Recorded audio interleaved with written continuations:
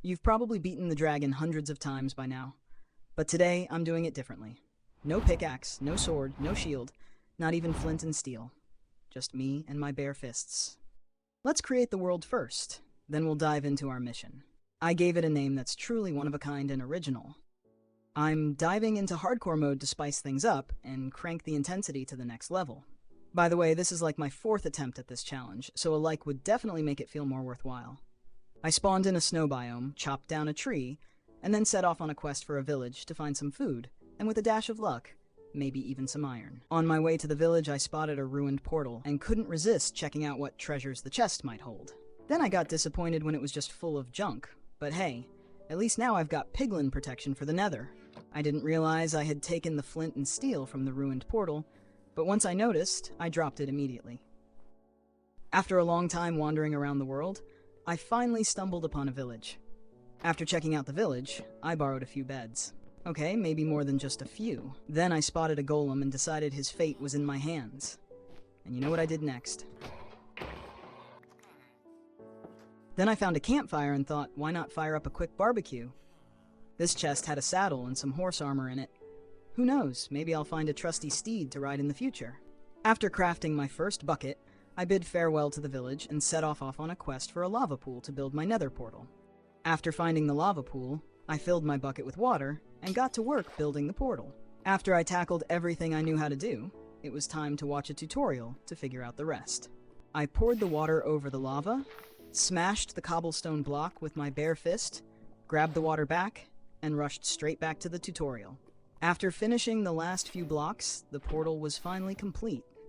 All that was left to do was light it up and step through. After clearing some space for the wood I was about to ignite, I poured lava over it and waited eagerly for it to catch fire. After a few tweaks and a lot of waiting, it finally caught fire and the portal lit up.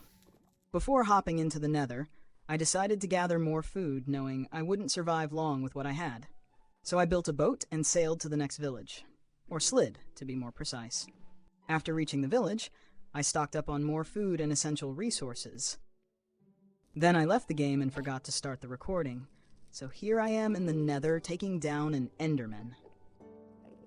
I did that a few more times to gather a stash of ender pearls. And after an epic battle with this gas that felt like it lasted an eternity, I finally took it down.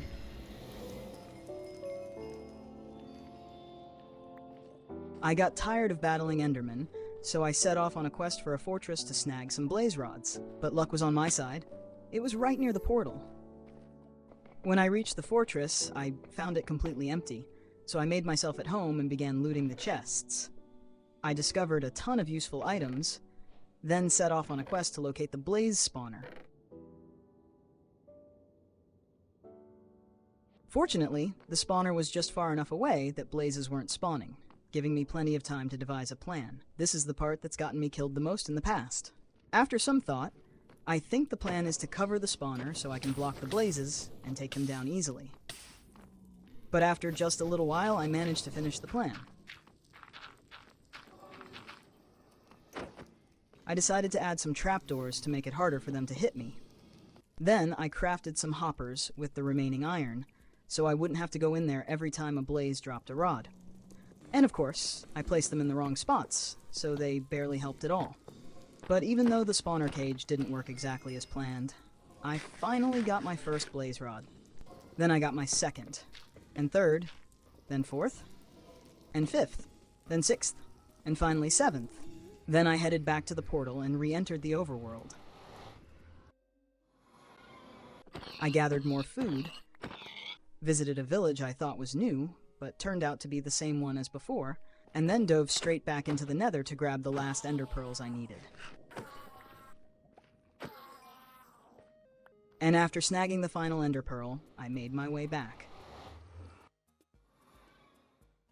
While searching for more loot, I found my first partner in this mission. He wasn't too thrilled about the risks, but he eventually gave in and decided to join me on this adventure. Okay, this is the last village, I promise. Now let's track down that stronghold. By the way, I had terrible luck with the Eyes of Ender.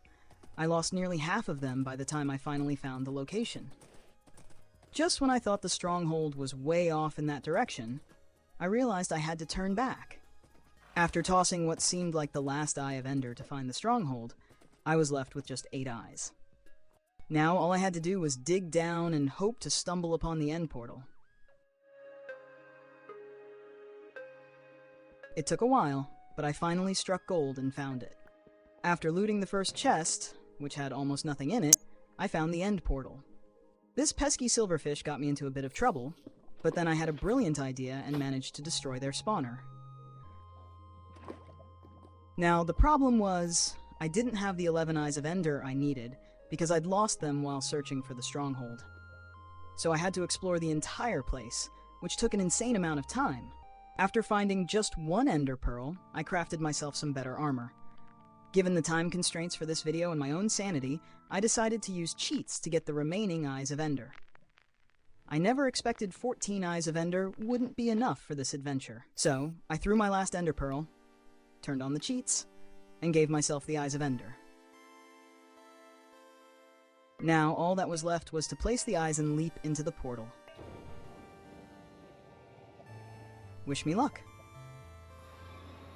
I turned all my logs into planks to ensure I had enough blocks, organized my inventory, and prepared myself for the epic showdown with the dragon.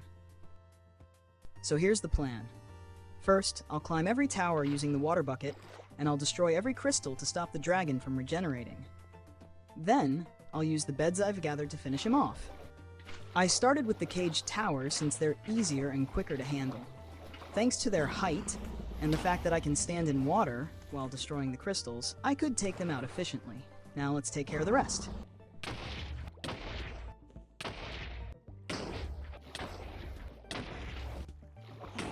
While breaking the crystals, I had some close brushes with death. Even though it's not necessary to show you, I just think it's cool. In this one, the dragon rocketed me into the air and I had to pull off an MLG Pro water bucket save. And in this one, I had to do the same thing but with much lower health, making it a much closer and more intense brush with death. Now let's get to the exciting part, taking down the dragon. I placed the first bed, put down some water to minimize the explosion damage, and waited for the right moment. As the dragon swooped down, I right-clicked the bed, and just like that, the dragon took its first hit. But right after that, the dragon rocket launched me into the air, leaving me with just half a heart. A very close call with death. The second hit was quick and clean, with hardly any damage taken. But I can't say the same about the third one. Thank goodness I had some ender pearls. After that, I placed the remaining beds and brought his health down to the minimum. Then I went in to finish him off with my fists, as by now, it had become personal. So I cleared the fire that stood in my way, and with just a few punches, the dragon went down. I finally beat him.